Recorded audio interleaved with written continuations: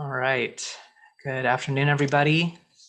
Today is Thursday, May 13th, and it is time for Thursdays with Friends, our online conversation on current issues. Make sure everybody joining us, coming in from the lobby. Excellent. Today is our 27th episode. And today we are discussing current issues as always. And in the face of recent events, we clearly see how important it is to strengthen our democracy through our vote. I'm the show's producer, Wesley Wolf-Bear Pinkham. Here's our chat host for Thursdays with Friends, FCNL General Secretary Diane Randall, and her guest, Reverend Adam Russell Taylor, author and president of Sojourners. Thank you, Wesley, and welcome everyone who's joined us this afternoon for Thursdays with Friends. We're thrilled to see all of you, and as always, we appreciate all that you do with the Friends Committee on National Legislation, whether that is taking action or contributing financial resources or sharing information about what we do with others. So thank you. I want to tell you how excited I am about today's guest. I get to be in a lot of coalition meetings with Adam Taylor, but I don't get as much opportunity to sit down and visit about crucial issues on a more substantive level. So I am as keen as all of you are in hearing what Reverend Adam Taylor has to share with us today. Let me tell you just a little bit about him and about what we're going to be chatting about. We're going to be talking about some of the state suppression of voting rights that is happening throughout the country, specifically Georgia, Florida, and Texas most recently. And I noted that we have some friends from Texas with us on this call. And we're also going to be talking about the federal legislation too, because we are advocating for passage of S1, and we'll talk about that a little bit, as well as the John Lewis Voting Rights Act. All throughout FCNL's history, we have certainly worked on voting rights issues and continue to press forward on those, and specifically on the Civil Rights Act of '64, the Voting Rights Act of 1965. We believe that democracy can live up to its potential with government ensures that everyone has access to the ballot and that no one's voting is suppressed. It is essential that we provide opportunity for full participation of all citizens in our elections. As I said, our guest this afternoon is Reverend Adam Russell Taylor. He is president of one of the partner organizations we work with, which is Sojourners. And I know many of you know Sojourners for their publications, their magazine and their online publications, which I commend to you. Prior to joining Sojourners, Adam led the Faith Initiative at the World Bank Group as the vice president in charge of advocacy, and he was the vice president in charge of advocacy at World Vision. As a White House fellow, he served the White House Office of Cabinet Affairs and Public Engagement. He's a graduate of Emory University, the Harvard University Kennedy School of Government, and the Samuel DeWitt Proctor School of Theology. He is author of Mobilizing Hope, Faith-Inspired Activism for a Post-Civil Rights Generation. As a pastor, he is ordained by the Progressive National Baptist Convention and serves in ministry at the Alfred Street Baptist Church in Alexandria, Virginia. Welcome, Adam. I'd love to start the conversation by asking the broad question regarding the extent of your view of what we're seeing around voter suppression in our country and what impact that's having on our democracy. Yeah, thanks, Diane. It's great to be with you. Always enjoy working with you and FCNL. Really admire the advocacy work that you do on a whole range of peace and justice issues. So, I would say we are at a perilous inflection point, a crossroads moment in the life of our democracy.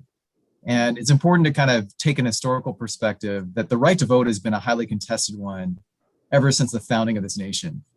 It's sometimes easy to forget that only 5% of Americans at the founding of our nation could actually vote. It was white landholding men that could vote in those early years of our democracy. And of course, that right has been expanded and hard fought through the course of our history. Diane mentioned 1965 as certainly a pivotal turning point. And I would argue that that was, in a sense, a rebirth of our democracy. It was the first time that all American citizens were then enabled the right to vote, particularly Black Americans who were barred through a whole series of voter suppression tactics.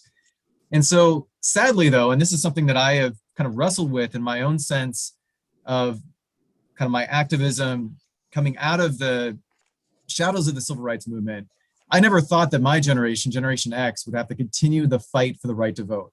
I almost thought that that was resolved. 1965 happened, and it was a huge victory. And yet, as Frederick Douglass famously said, there is no progress without struggle. And we know that the history of our country has often been big advances and then often backtracking and a resurgence of efforts to try to undermine democracy and try to prevent certain populations, particularly populations of color, from voting. And so, I think we're at a dangerous, but also really important inflection point because of what we saw on January 6th, an insurrection at our nation's capital, literally seeking by violence to derail and to prevent the certification of a legitimate election. And since then, we have seen a doubling down by the GOP, by the Republican Party, on efforts to not only kind of propagate that big lie, and certainly the ouster of Liz Cheney, who refused to go along with that, is not a good sign about where the party is and where it's going. I'm not trying to be partisan. I'm literally just trying to state what I see happening within the country. But equally worrisome has been this barrage of new voter suppression legislation that has been proposed after this past election was decided. As of April, we've seen 361 bills with restrictive provisions in 47 states. That's 108 more than the 253 restrictive bills that were tallied as of February 19th, 2021, and a 43% increase in a little over a month. Now, the good news is there's also many states that are proposing bills that would actually make it easier to vote. So there is this kind of battle happening around the country between more restrictive bills and some that are helping to expand the right to vote. But we're particularly worried about this very concerted strategy that many Republican operatives have even admitted to, that expanding, for example, mail by ballot and absentee voting is viewed as detrimental to the successes and the chances of Republicans to stay in office. There's also been increasing recognition that with the changing demographics in our country, particularly with our country over the next 15 or 20 years becoming a country in which people of color are in the majority, that doesn't bode well for the Republican Party based on current voting patterns. And so part of these bills are kind of a designed effort to try to hold back that demographic change and to enable many white Republicans to kind of hold on to power. And I think kind of having that racial justice perspective is really important as we figure out and how to best protect our democracy in the current moment. These bills fall into a lot of different categories. I would say one, I kind of put it in three categories. One category is literally a set of laws that bar people from voting. So we still have a number of states where ex-felons are prevented from exercising the right to vote. Grateful that the state of Florida reversed that bill a couple of election cycles ago. That was a major victory. But there are still many states where that's still true. Then there's a category of making it more difficult for certain communities and populations to vote. This is through everything from changing and preventing early voting, which tends to enable communities that of color to be able to vote more easily, although it, in one sense, enables everyone to vote more easily.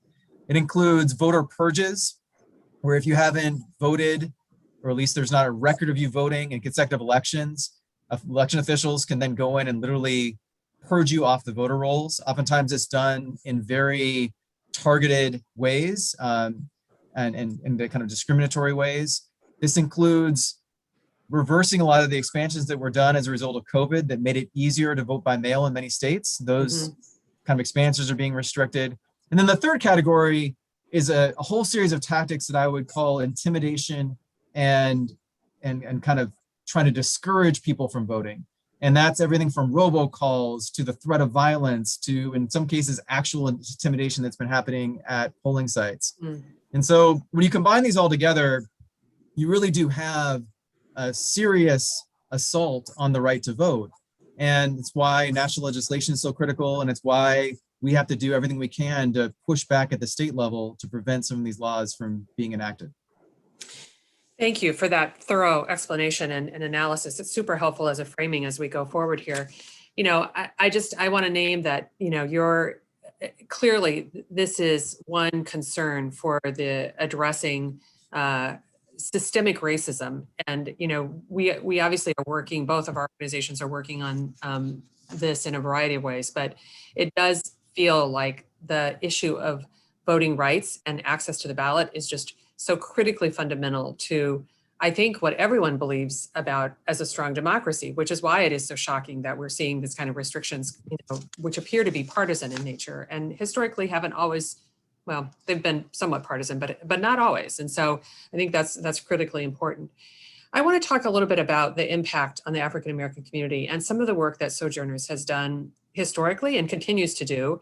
And this has also been an issue that was raised. My understanding is that the restrictions imposed in Georgia initially included restrictions on Sunday voting, and they might have taken that out. But you've been involved in actually trying to encourage Sunday voting, I think, and have been doing work with a project called Lawyers and Collars. Can you tell us a little bit about that and what that how that works? And if there's anyone who's interested in working in that area, if it's open to people who would like to get involved. Yeah, thanks, Diane. So we became more aware of a lot of these kind of growing, I would call them insidious voter suppression tactics. I mean, this is not a new phenomenon in one sense. Obviously, it goes all the way back to the civil rights struggle and before it, but this kind of second wave of voter suppression efforts really started kind of after the 2000 election and have become even more prominent in the last 2 or 3 elections. So in 2016, we partnered with the African American Clergy Network, which is led by Dr. Barbara Williams Skinner, who's a close friend of ours. And we kind of came together to try to figure out how could we raise awareness within the Black church in particular, but also in other communities as well, about the increasing threat of voter suppression efforts. And how could we marshal the moral authority of Black church leaders working alongside other allies in order to try to push back against some of these efforts, and also to really empower communities to know how they could still exercise their right to vote. I mean, what's true of a lot of these tactics is they do make it more difficult to vote, but they don't actually completely deny people the right to vote. And so in some ways, we've got to outmaneuver and out-organize these efforts in order to ensure communities can still be able to exercise this fundamental right. We centered our campaign literally in the Judeo-Christian ethic and belief of Imago Dei, that every single voter is made in the image and likeness of God. And when you try to make it more difficult for any person to vote, any eligible citizen to vote, you are actually then assaulting their very dignity. We also know that voting is literally like the bedrock, the lifeblood of our democracy. And so if we make that a political football and we start stripping that away from certain populations, we are literally eating away at the very core of what makes our country a democratic country. So what we've done with Lawyers and Collars, and I should name that it's also kind of connected to an effort called Turnout Sunday. So to kind of turn out voters in the lead up to the Sunday or on the Sunday before Election Day. And so what we did is we did a lot of what we call We Are Watching meetings with election officials, where we literally had clergy, get meetings with secretaries of state and senior election officials who often don't get many requests for meetings, for those of you who do a lot of advocacy, but to really put them on notice to say, we want to work with you to try to ensure that the election is free, fair, and safe. And we are going to pressure you if you are not willing to ensure that happens. And so we built a lot of relationships with key secretaries of state in places like Michigan and other places, and then had to pressure secretaries of state in other states. We also did a lot of kind of know your rights training. So did webinars, particularly after COVID hit, just to really educate people about how the electoral landscape has changed and how they can exercise the right to vote. And the last piece was one of my favorites, was that we trained and deployed clergy, and then later we actually had rabbis join us, so it became a multi-faith initiative, which is great.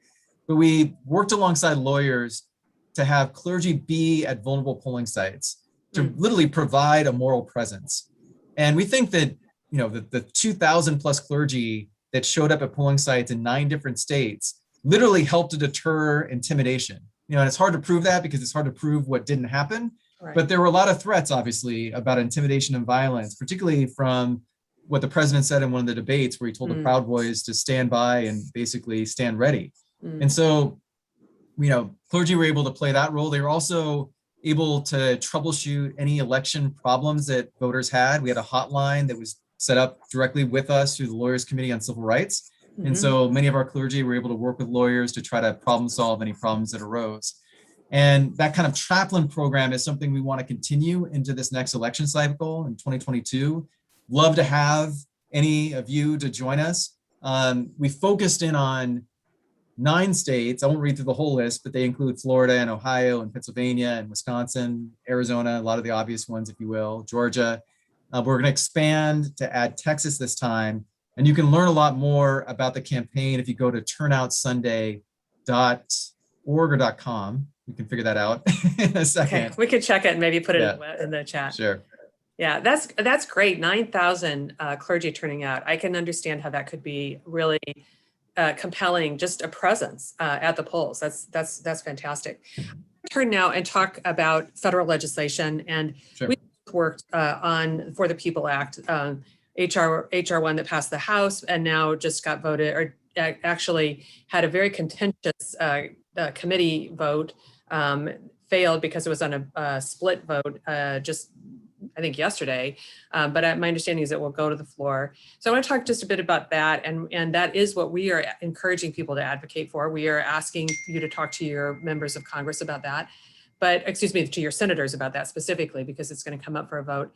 But then there's another piece of legislation too that, so talk a little bit about your view of what's happening on the Hill with these bills, why they're so important to actually offer some protection for federal elections. I mean, we've talked a lot about that, but these would actually mean a lot of election laws we know is governed by states' rights. And that's what we're talking about with a lot of these states.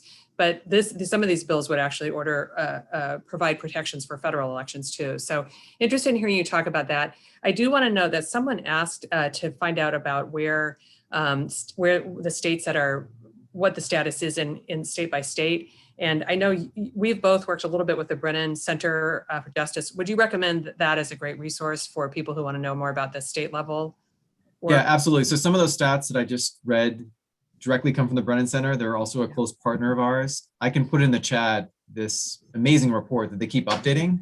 And sadly, there's more and more voter suppression laws, and so they really keep track of each one. Yeah. And it's a great I think Wesley put that in there. We did, okay. Yeah, Wonderful. So go ahead and talk a little bit about the federal legislation, if you would.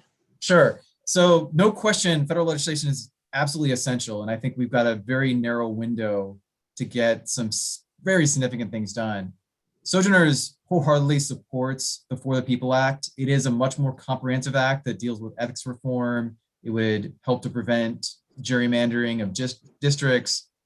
It deals with a much broader set of issues, and it does include provisions that would be extremely important in terms of expanding voter rights and preventing voter suppression efforts. The challenge is that because it's so broad, and because, at least for now, the Republican Party, by and large, has already said that they are not going to support it, particularly Republicans in the Senate, it feels like it's going to hit a brick wall if it does go to a vote in the Senate, and will likely fail.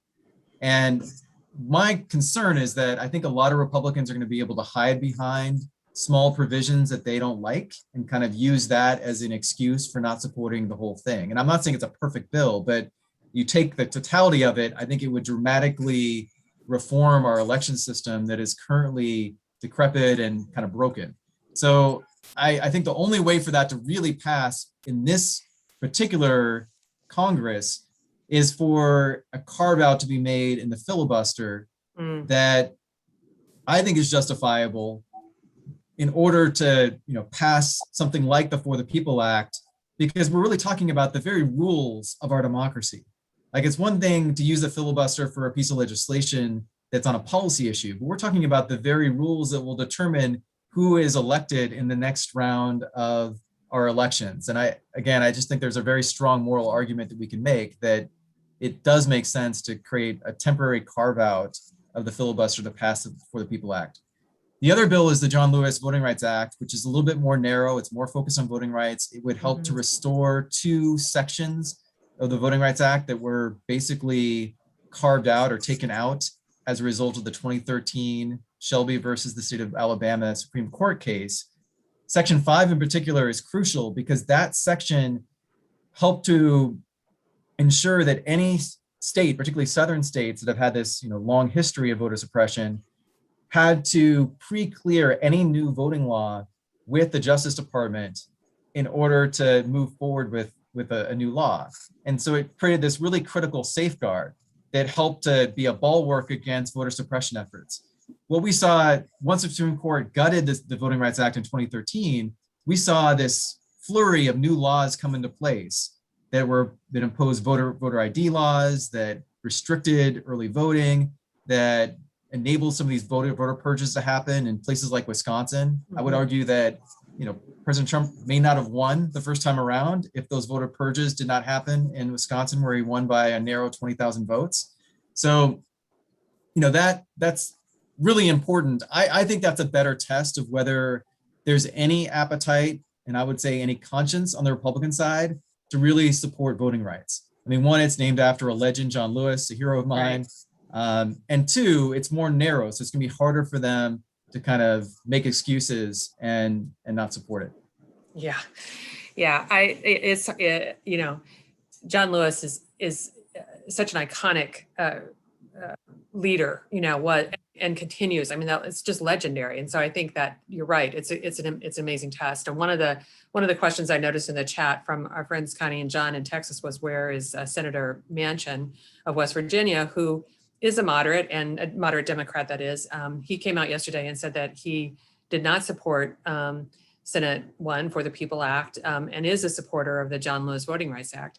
I mean, that is, as many people on this call know, because they follow a lot of legislation, this question of the filibuster, I think, is front and center on this voting rights legislation overall, or both, certainly on for the People Act, and we hope not necessarily for the John Lewis Act. But we've been talking about this among the staff at FCNL, and where we are, and we've made a statement about it. But you're right that there is a reason to do a carve out for particular issues. And in fact, the filibuster has been reformed in other times. I mean, the Budget Reconciliation Act, which has allowed reconciliation on budget matters to go through, was a change to the filibuster. And so it's not unheard of for the Senate to do that. And as others have noted in some of these calls and other cases, the Senate can be sclerotic in terms of its ability to actually move legislation. And so this certainly gun violence prevention legislation is another issue that has come up,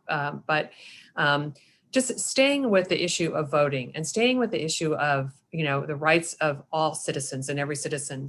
One of the things that we often hear about is that voting is sacred. And as a person who thinks about sacred things, as clergy and as people of faith, how do you regard that thought, and how does, I mean, I have a belief that, democracy is essential, because we are created in the image of God, or what we as Friends often say is there is that of God in every person. And so every person should have equality. But I'm interested in hearing your sense about, is voting sacred, and why is this so important to you as a person of faith? Yeah, no, thank you. John Lewis said that exactly that, voting is sacred. It's the most important and powerful nonviolent tool we have to create change. Mm-hmm. And, I think it's sacred in part because of the sacrifice and the blood, sweat, and tears of people that fought to secure it. Mm-hmm. And I believe strongly that we stand on the backs of those who came before us. And so, I think about the Fannie Lou Hamers, and I think about Dr. King and so many others that risked their lives to secure the right to vote for all Americans.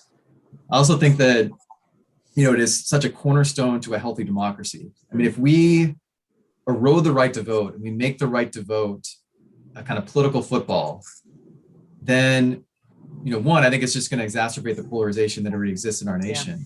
Yeah. But it is literally going to help cement minority rule if one party is successful in significantly suppressing the vote. I mean, one thing I want to emphasize, which I kind of alluded to, but I just want to say it say it plain, as we say in my tradition. I think it's really important that we communicate that voter suppression is real and it's growing, and voter fraud is a fabricated myth. Amen. The other side of this equation is that President Trump in particular, former President Trump, but also many others that have kind of promulgated the big lie, have been able to kind of shield or deflect people's attention from voter suppression by putting the spotlight on supposed widespread voter fraud, which they claim stole the last election. The irony in that is Barbara Skinner and I literally wrote an article in Sojourners. It was called a moral roadmap to prevent a stolen election. And it was all about voter suppression tactics, if they're successful, could have led to a stolen election on the other side, right?